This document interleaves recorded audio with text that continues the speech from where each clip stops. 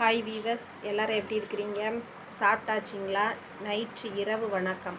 இப்போது என்ன சொல்ல போகிறேன்னா, என் பையனோட பர்த்டே வந்து நாளைக்கு ஆகஸ்ட் 26. அதுக்கு நாங்கள் எல்லாமே ரெடி பண்ணி வச்சிட்டோம். இப்போ அவனை பற்றி ஒரு சின்ன இது சொல்ல போகிறேன். எப்படின்னா, ஆகஸ்ட் 25 நைட்டு மறக்க முடியாத நாள்.